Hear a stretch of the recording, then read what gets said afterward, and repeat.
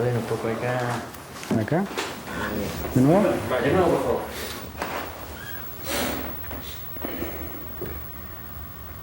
Ya vamos a ver.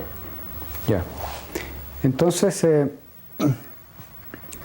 una vez que la imagen está retenida en el disco óptico, tengo la posibilidad de acceder a la más alta tecnología en países industrializados que me permiten llegar a tamaños metromedia, digamos. ¿Mm? Por ejemplo, esta tela que ustedes ven acá fue ordenado desde mi computador y realizada en de 3 por 4 metros. Eso. ¿Está ahí? Corta. Todavía no lo hacemos de nuevo. Ahí vamos a cortar. Estoy grabando. Ahora primero sentado y después te para. Vamos. Pero Gonzalo, realmente me gustaría que profundizara aún más todavía lo que significa la pintura digital. ¿Cómo se produce la pintura digital? Está clara la orden, Sí. ¿no es cierto?, del disco. Ya, porque ¿A qué máquina va? Ya. ¿O de qué máquina sale esta pintura digital? ¿Por qué yo sostengo que es una pintura digital? Porque mi información transferida desde mi computador va a una máquina.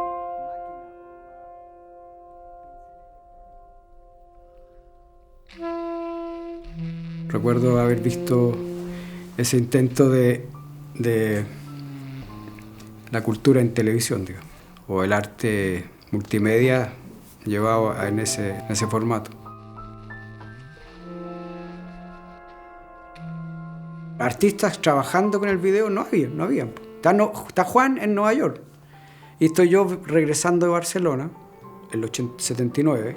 Me invitan al Cultural de Las Condes y hago la videoinstalación Marilyn Monroe versus Andy Warhol con monitores. Entonces nadie entiende qué hacen esos monitores dentro de una sala. Están influenciados por la media y por la publicidad, con tecnología Sony de última generación, pero todavía estamos en el video analógico. Los artistas que trabajan acá entendían un poco que el video podía servir de una manera de registrar. O sea, en vez de sacarle la foto, le sacaban el video. Ahí aparece la Loti, que me pide incluso, oye, que yo le filme las cruces. Le digo, no, pues si mi experiencia ya me dice que con Ronald Kay y Dithborn y Carlos Lepe, que se apropia de mi video de la estrella, ¿te fijas? Porque a mí lo que me interesó de este trabajo era la tonsura, o sea, la estrella de Duchamp versus Lepe, claro, como hablando de esta evolución. Entonces, era difícil entender, por eso que yo finalmente terminé trabajando más bien solo, vinculado a la escena internacional.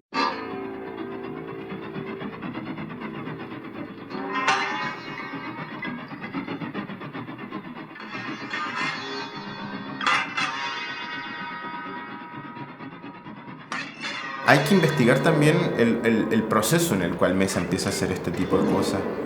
Él venía trabajando desde Barcelona ya con estas especies de colaboraciones, ¿no? Y cuando pasa lo de Lepe, principalmente porque una de las querellas ha sido con Lepe, él venía con esa cuestión en la cabeza de los versus. Todo era como una especie de versus. Y cuando llega era Duchamp versus Lepe, la cabeza de Lepe estaba en otra cosa. O sea, la cabeza de Lepe era el registro de mi obra.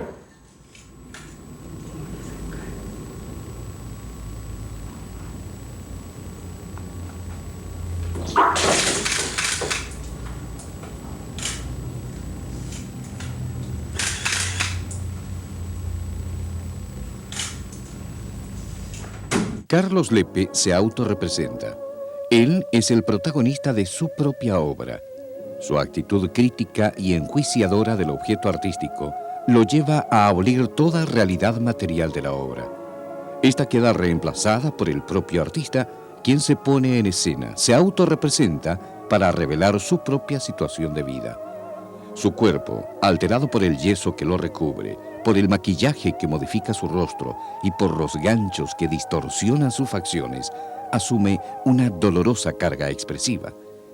Esta acción, que se inserta en lo que se denomina arte corporal, fue presentada en video en Galería Sur de la capital en 1980.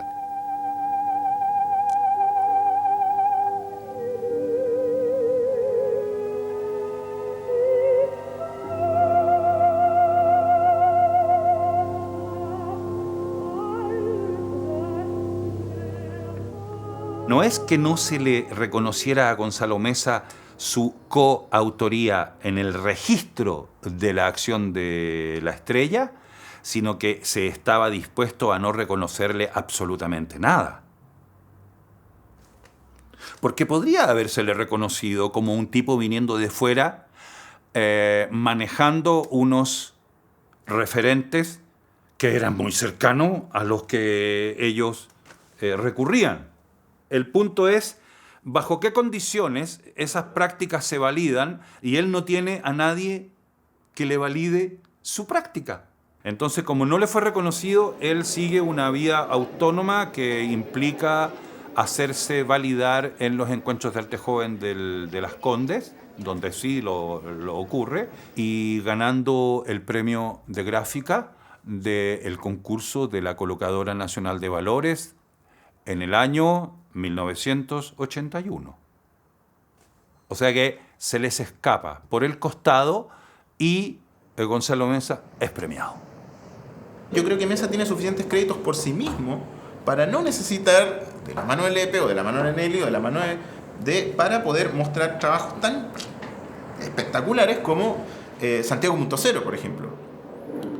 O sea, fue el primer tipo que hizo programación en computación para llevarlo a una galería, cosa que hoy en día todos los artistas hacen. Si vamos a una cosa embrionaria de la historia del arte, lo que hace Meza, la acción de Meza, es absolutamente radical. Va a llegar un momento en que vamos a poder democratizar, la parte que me interesa es la parte de democratizar el arte, es decir, que esta pintura llegue, la posibilidad como la música, que se pueda difundir la obra a todos los medios. Mis raíces son tercermundistas, digamos. Pertenezco al continente de América del Sur, digamos. Lo que mata el verbo América. Para mí es la imagen América, o sea, qué significa este tránsito de la electrónica de la química a lo que hoy vivimos, el mundo digital. De hecho, Matas quedó fascinado cuando accedió a una computadora que le permitía tal vez hacer un tipo de obra, no alcanzó a hacer una obra consistente en ese campo.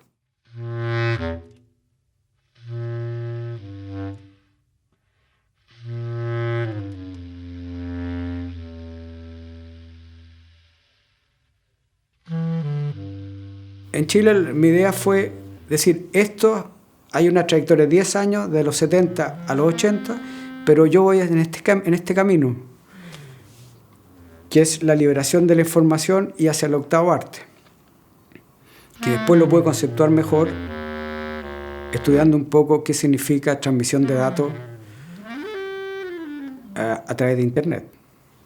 Si un byte son 8 bits, por lo tanto estamos hablando del octavo arte, que es un upgrade del séptimo arte. Entonces hay una serie de cosas ahí que son interesantes de considerar, porque para mí arte es información liberada, porque yo me considero un artista multimedia conceptual que viene de ese periodo, de esa reflexión. O sea, ¿qué puedo yo hacer como artista contemporáneo en la periferia, digamos? Para si yo desde mi taller aquí en Santiago, Chile, puedo realizar mi obra y plantearme una instalación en donde sea invitado. Claro, a lo mejor llevarte la obra en tu bolsillo, en mi bolsillo, y exactamente. recorrer Europa y en cada parte colocarla en la máquina especializada tu portafolio, claro. Reproduce la imagen. Va a depender de la plataforma y del interés de tu obra. Exacto. ¿Cuánta economía se le va a inyectar a esa obra? O sea, ¿cuánto dinero, por decirlo entre comillas? Muy bien. ¿Ah? ¿Qué puede ser? ¿Está bien ahí o no?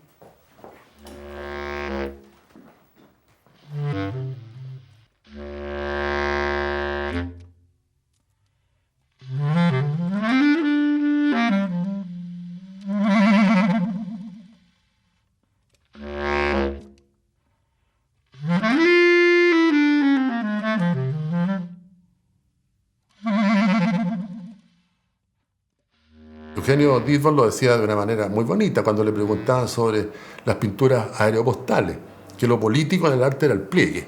O sea, lo político en el arte es el modo como yo construyo mi decir. O sea, lo que no es el decir lo importante, sino el modo de decir. En una de las pinturas yo incluí el retrato de Jamie Button, que es fue un aborigen fueguino llevado por un capitán inglés a mitad del siglo pasado a Londres. O sea, yo lo llevé de nuevo a Londres, como encontrando la posibilidad de no ser enteramente un bólido que viene de demasiado lejos, para instalar un pequeño antecedente. Entonces son todas pequeñas tácticas para llegar por primera vez, que yo he tenido que desarrollar. Son múltiples. ¿Ah?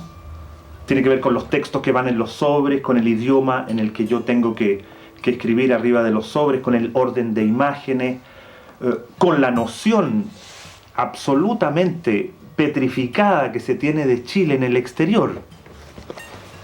¿No es cierto? O sea, está absolutamente caricaturizada la dictadura y también completamente caricaturizada la llamada democracia. Absolutamente. Entonces, al comienzo de la dictadura, ciertas obras teatrales fueron censuradas, pero al cabo de poco tiempo no pasó nada. ¿Por qué no pasó nada? Porque tampoco hay un acostumbramiento y un hábito de frecuentación de espacios donde los lenguajes son distintos a los lenguajes habituales y comunes con los cuales hablamos. Y eso con mayor razón en el arte. O sea que era muy, muy difícil que un censor tuviese un expertise en materia artística como para poder vislumbrar los mensajes subliminales que podían haber en el transcurso de un programa. Y yo creo que eso fue así, porque de hecho cuando se pasó toda la serie Demoliendo el Muro, todavía estábamos en la época de la dictadura y no pasó nada, no hubo reclamo alguno. Y los artistas que se entrevistaron hablaron como siempre, con las ideas que tenían y con la postura que tenían frente a la realidad, tanto artística como política. Durante esta última década, José Balmes y Gracia Barrios han residido en París.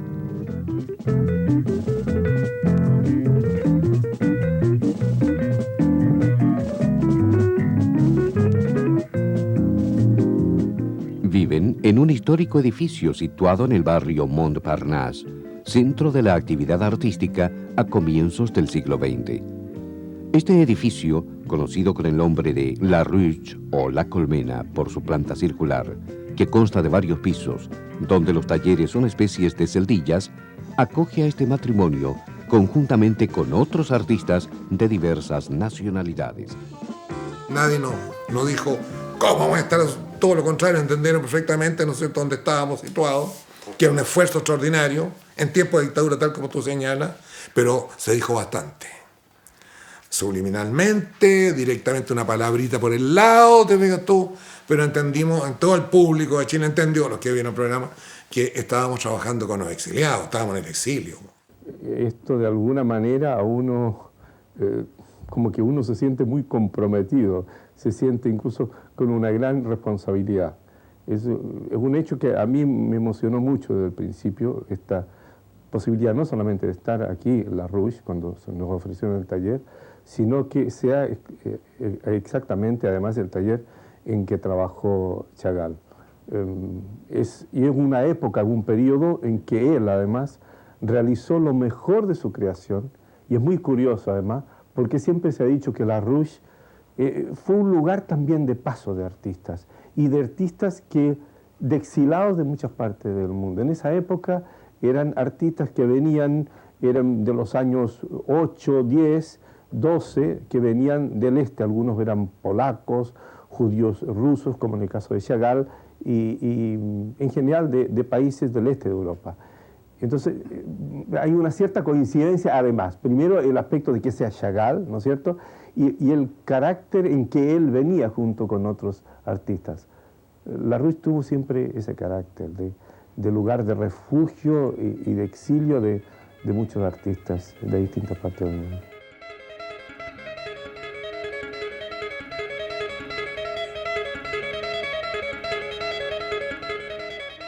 El programa efectivamente yo creo que también era un poco una reflexión sobre el exilio.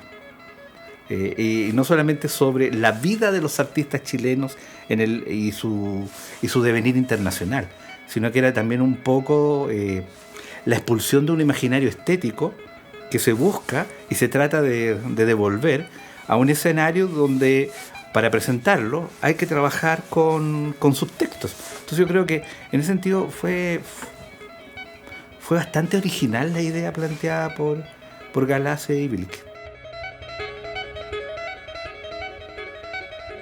En las preguntas, en las reflexiones, sin tener que hablar explícitamente de la contingencia, volvían visibles algunas de las cuestiones que estaban ocurriendo en el país. Era rara esta situación, extraña, porque a pesar de la censura, sin embargo, la gente hablaba.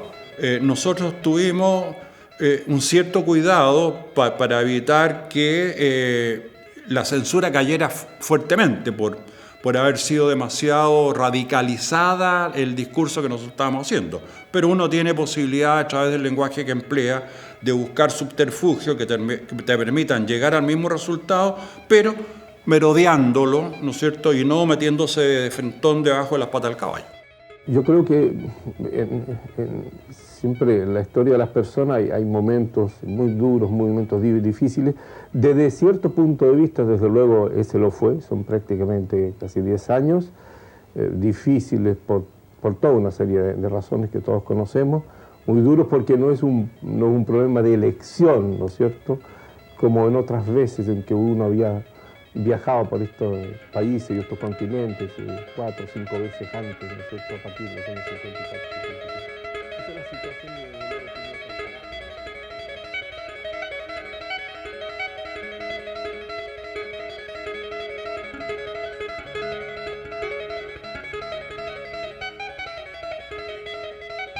el que un artista pudiera elaborar un pensamiento de esa manera es una cuestión extraordinariamente inédita para el momento. O sea, esa forma de pensar hoy en día son más o menos parecidas a la publicidad, parecidas a las redes sociales, parecidas a la televisión, a cómo funciona, o a cómo funciona la comunicación en general. Pero en ese tiempo, en los 90, era todo proto, todo beta. La gente está acostumbrada a un discurso lineal completo y los artistas son todo lo contrario. Entonces cuando Gaspar y Milan les hablan en esos mismos términos o piden que expliquen sus obras o que hablen de sus obras, siempre terminan hablando desde esa perspectiva, está como multicapas, todo multicapas. Entonces un universo que es como interconectado no era posible de ser leído en ese momento, de ser comprendido, encuentro yo.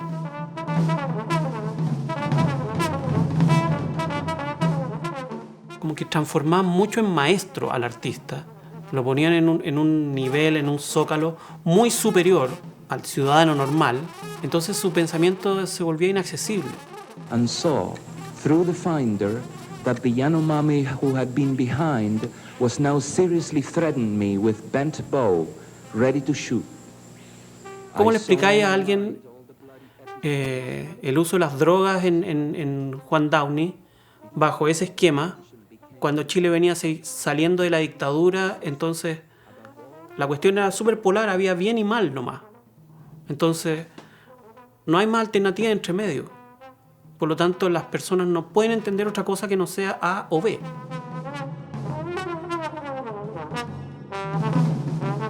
Probablemente Demoliendo el Muro puede haber sido uno de los pocos programas que logra instalar un imaginario de la resistencia al interior del relato de la cultura oficial, porque en ese tiempo uno podía hablar de cultura oficial.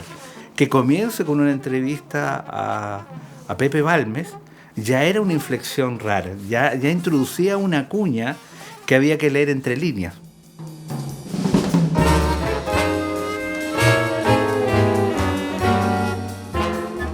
Revisando un poco la historia de lo que uno ha hecho hasta atrás, seguramente me da la sensación que no hay nada que sea muy gratuito. Pero entre esos dos periodos extremos de los últimos 20 años, yo creo que hay un periodo un poco intermedio y que se inicia, yo creo, un poco en Santiago hacia los años 70 y tantos, y que continúa acá 72, 71, 72, y que continúa acá hasta el 77, 78, donde el aspecto narrativo del cuadro es más evidente en detrimento, digamos, de la acción directa y de la pureza, digamos, de los materiales o de la crudeza de los materiales. Hay un aspecto narrativo que es más importante que, no diré que la pintura misma, porque para mí siempre la pintura fue lo fundamental. Eso es prioritario con respecto a los elementos que constituyen el cuadro mismo. Creo que después... Y uno veía como con atención cuándo se va a nombrar la palabra dictadura, y no ocurre esto, sino que se habla en términos generales de los tiempos que vivimos. Entonces hay de pronto la única alusión a un cierto contexto. Todo lo demás es hablando de procesos creativos y de obras, y por lo tanto eso que uno leía en ese contexto, como digo, lo confrontaba con la imagen también textual.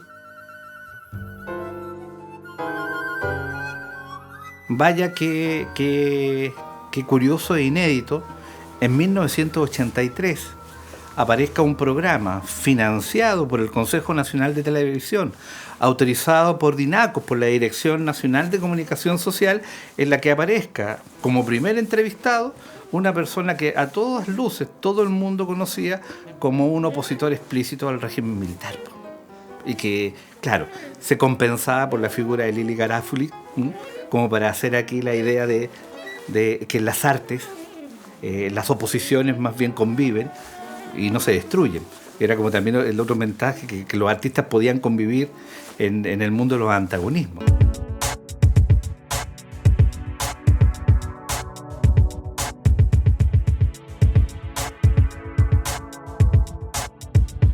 Chile Arte Actual fue un tremendo esfuerzo, y fueron 4 años de escritura, de análisis, nuevamente los diapos nos sirvieron, toda la vida nos sirvieron, ¿no? Viene el 100 no, gana el no, reactivamos la cuestión, nos llama nuevamente mi amigo Carlito, hagamos otro programa, actualicémoslo, sigamos adelante. Y ahí empezó otra vez, ¿no es cierto?, 10 capítulos, entonces ya llevamos 20 horas que jugaste chileno. No, hay una interpretación mucho más maldadosa. Es que hay un corte abrupto entre la pintura en Chile, que no tiene destino metodológico ni nada, paró. Ellos necesitan reinventarse un proyecto. Y creo que Chile Arte Actual es el producto de Demoliendo el Muro, pero escrito sobre papel. Por eso que también Chile Arte Actual es tan desarmado. No tiene estructura, es una estructura tremendamente oportunista desde el punto de vista metodológico. Hay alguna fotografía, hay algunas citas de nuestro programa de televisión, ¿no? Sobre todo cuando escribimos sobre Mata, en el Chile Arte Actual, sacamos mucho material de las filmaciones, ¿no? Con comillas, ¿no es cierto? La cita abajo, programa de televisión, Demoliendo el Muro, tal fecha, que se...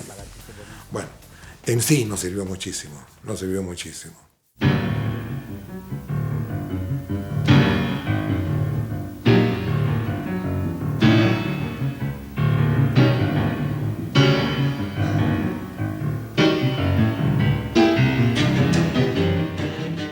En los 90 ya, a fines de los 80, el canal toma otro rumbo. El canal toma la línea programática infantil.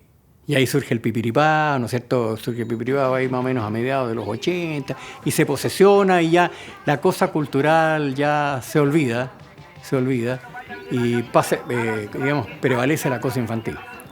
Y dentro de ello, nosotros teníamos todavía la posibilidad de incluir algún programa, algo hacíamos de todas maneras, pero no con la frecuencia que fue en los 80. Y ahí surgió la idea de hacer Demoliendo el Muro 10 años después. Tomamos más o menos la misma idea, ya no tomamos la parte histórica, ¿no es cierto?, de los 2 primeros capítulos del Demoliendo el Muro, sino que ya la presencia de los artistas en su espacio, en su hábitat. Y ahí recorrimos muchas veces los mismos lugares y también fuimos a visitar a otros artistas que no habíamos contemplado en la primera serie. Y este fue el último que hicimos, digamos, Demoliendo el Muro 10 años después. Después ahí no hicimos nada más.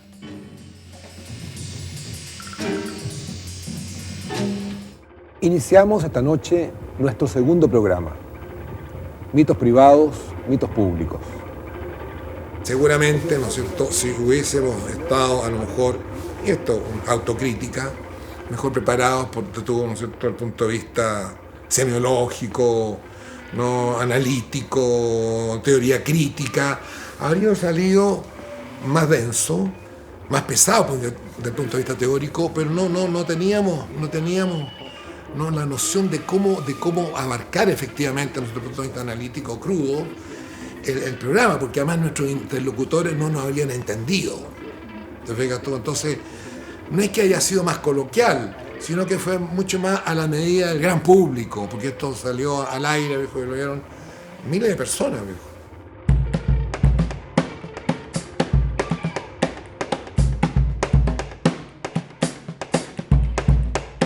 Ahora a mí no me interesan mucho las investigaciones, ¿eh?